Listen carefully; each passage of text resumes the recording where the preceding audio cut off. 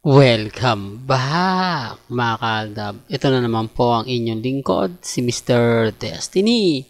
At magbibigay po tayo ng pinakamainit na update po ngayon sa social media. Ito yung pinakamainit at pinag-uusapan ang bagong lentil special ng Eat Bulaga. After 4 years mga kaaldab, talagang muling magbabalik. Nakakataba po ng puso para po sa mga Legit Dabber Cards na muli na naman po nilang mapapanood yung mga ganitong kaganapan. Di po ba? Sabi ko naman po sa inyo dito sa channel ni Mr. Destiny kung ano lang po ang latest, kung ano po yung trending, kung ano po yung pinag-uusapan, pabor man sa Aldab o hindi, updated tayo. Hindi po ba? Kaya wag po kayo maniniwala sa mga ipapakalat nila, sa mga sasabihin nila, di po ba? Alam nyo naman po dito sa channel ni Mr. Destiny kung ano lang po ang latest, kung ano lang po ang trending, yun lang naman po yung hinahatid natin. Sa dami ng nangyayari sa social media, ulitin ko lang po mga kaaltab, remind ko lang po sa mga dumadaan at bumibisita po sa channel natin. May mga bagay-bagay nga po na lagi kong pinapaliwanag, lagi kong sinasabi sa hindi po tayo maka main fanatics, hindi po tayo maka Alden fanatics, at lalong-lalo na po Eat Bulaga Dabber Cards. Ako po nagbibigay lang ng update kasi minsan umaayon po at pumapabor naman po yung mga nababalitaan ko, lalo na po sa pagbibigay ng update galing po mismo sa Eat Bulaga. Dahil nanonood tayo ng live minsan sa Facebook, doon nakakakita tayo ng mga update, doon nakikita natin yung mga nangyayari at yung tipong pinag-uusapan. Sabi ko nga po sa inyo, mapapaisip po talaga kayo kapag si Mr. Destiny nagbibigay ng update dahil sapul naman po natin. Di po ba? Kaya nga po yung iba nagtataka kung saan nga po ba tayo nakakakuha ng mga update na ganyan. Di po ba? Kaya sabi ko sa inyo, lentil special nga po ang pinag-uusapan sa Eat Bulaga. Kaya nga po minsan pinopromote yun ni Mengay, pero mapapansin nyo naman po na hindi po lahat ng detalye binibigay. Maraming mga kwento na si Karen, si Mengay, si Bossing, tapos sasabayan nga po ng pelikula sa susunod, di po ba? Kaya sabi ko sa inyo, relax lang. Di po ba? Kampante lang dahil sa dami ng mga ebidensya at resibo na ihahatid po natin, mga kaganapan na talaga namang mapapaisip po kayo. Kahit ano naman po kasi sabihin nila, kahit ano naman po yung ipaliwanag nila, di po ba pagdating sa pagbibigay ng update, hindi po tayo magpapa-apekto at never naman po tayong magpapahuli. Kaya sabi ko nga po sa inyo, itong bagong Lenten special ng Eat Bulaga ay kakaiba. Di po ba? Hindi ko to pinopromote para panoorin ninyo. Sinasabi ko lang po yung mga nangyayari ngayon, mga kaganapan na kung saan nga po umaayon po sa Aldab. Marami daw po kasing legit Dabber Cards ang nami-miss na si Alden Richards. Hindi lang alam nila bakit, kumbaga kung kailan ito pwede nga pong magpunta sa Eat Bulaga. Kaya nga po yung pelikula nila Mengay, ni Bossing, talagang tuloy na mga kaaldab. At ang balita ko nga po, kukunin bilang guest si Alden Richards. Yan po pwede naman po mga kaaldab. Pero yung magbababad siya ay hindi. Kumbaga sabi ko nga po sa inyo, may mga bagay-bagay nga po na lagi ko naman pong pinapaliwanag at lagi ko naman pong sinasabi. Di po ba na darating din po yung point mga kaaldab na tayo yung wagi, tayo yung panalo. Di po ba? Sa dami ng ebidensya at resibo mga kaaldab na nakukuha po natin sa Instagram, sa Twitter, sa Facebook, hati rin po talaga yung opinion ng iba. Di po ba? Gaya nga po ng Eat Bulaga.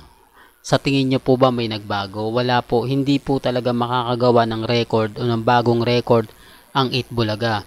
Kahit sa inyo, Master Joey De Leon, hirap siya makakuha ng bagong record na Aldab lang po talaga yung may gawa.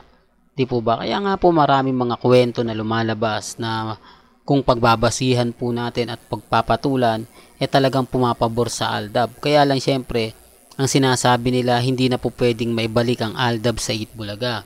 Hindi na raw pwede ito pong makita dahil ang Dab nasa Eat Bulaga pero ang Al nawawala. Di po ba nasa kabilang network na hindi naman po pwede magsama? Na tama naman po.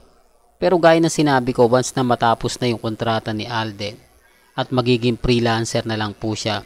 Po pwede dahil ang TV5 o ang Eat Bulaga hindi naman po pwede naman pong pumunta ron si Alden Richards, di po ba? Na kung saan dati niya naman pong ginagawa, pwedeng Monday, Wednesday, Thursday o kaya Thursday, Friday, Sabado. Di po ba? Depende po sa schedule na makukuha ni Alden sa Eat Bulaga. Di po ba? Kaya sabi ko nga po sa inyo, isa ito sa bubuhay sa, kumbaga, sabihin na natin yung totoo na hindi na po katulad ng dati ang pagtangkilik sa Eat Bulaga. Di po ba? Ramdam nyo naman po yan dahil yung ratings niya hindi naman po talaga tumataas. Although pag-uusapan natin yung ratings, hindi ko sinasabing bagsak ang ratings ng Eat Bulaga. Ang sa akin lang po, hindi siya umaangat. Although mataas pa rin ang ratings niya, pero hanggang 5 na lang po, hindi na maabot ng 6, 7 na pinakamalaking inabot niya yung 8% ratings, no? Yan yun ay simula po o yung unang simula ng Eat Bulaga sa TV5.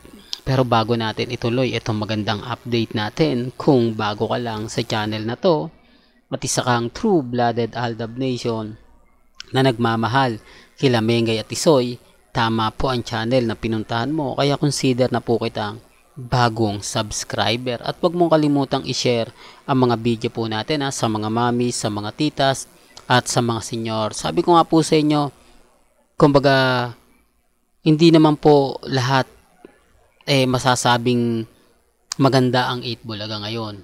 Yung iba sinasabi boring na ang Eat Bulaga, di po ba? Real talk to mga kaaldab, hindi na siya katulad ng dati na talagang kakaiba.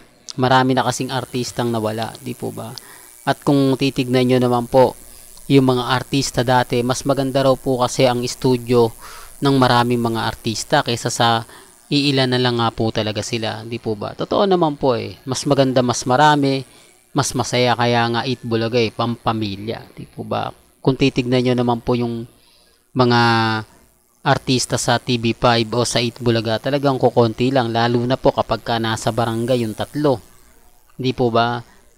Parang ang laki talaga ng sabi ko nga po sa inyo, manhid lang po yung hindi nakakaalam, manhid lang po yung hindi nakakaintindi sa mga sinasabi ko, di po ba? Kita nyo naman po at 101% naman po na updated po tayo. Kaya wag po kayong magpapaniwala sa mga sinasabi at pahayag po ng iba. Di po ba? Sabi ko nga po sa inyo, dito lang naman kayo sa channel ni Mr. Destiny. Marami po kayong malalaman. Marami po kayong update na matutuklasan. Po ba? Base po ito mga kaaldab sa Instagram, sa Twitter, sa Facebook at syempre sa live sa mga kumbaga platform, lalo na po yung website, di po ba, yung mga article na nagsusulat. Diyan din naman po sila kumukuha kasi minsan may mga sinasabi si Mengay na interview. Sa bagay si Mengay, wala po talagang interview yan. Di po ba? Sa mga website, wag po kayo maniniwala. Maaari si Alden. Pero exclusive lang siya ng PEP Pep.ph, yan lang talaga nag-i-interview sa website kay Alden. Kaya nga po sabi ko sa inyo, yung itong tanging mag-asawa lang po, ang hirap daw po makakuha ng update. Yan base po sa mga reporter. Pero sa atin naman po ako, katulad ko, madali lang sa akin, di po ba? Dahil dito lang naman po kasi ako nakapokus. Isa po sa rason at dahilan kung bakit mas marami nakukuha kong update. Dahil dyan nga lang po ako nakapokus. Kila Mengay at kay Alden lang. Di po ba? Hindi na po ito katulad ng sinasabi at pahayag ng iba. Sabi ko nga po sa inyo, kung ano lang po yung latest, kung ano lang po yung trending, yun lang naman po yung hinahatid ko sa mga ayaw pa rin pong maniwala na ganito ganyan. Wala namang pong pilitan, di po ba? Sabi ko nga po sa inyo, subukan yung magbasa ng mga comment sa live ng Eat Bulaga. Sabihin nyo sa akin kung lahat pumapabor. Sabihin nyo sa akin kung lahat o walang nagsasabi na nakakaumay na rin paminsan-minsan ang Eat Bulaga. Hindi na siya ganun kasigla. Sinasabi ko lang po yung totoo mga kaalda ba? Well, hanggang dito na lang po ang ating latest updates. Kaya kung gusto nyo pa po ng pinaka-latest at sariwang update, abay tumutok lang po kayo dito po sa channel ni Mr. Destiny para updated po kayo sa mga latest at sa mga bagong video po na ilalabas po natin maya-maya lang. Hanggang sa muli, salamat po sa panonood at pakikinig.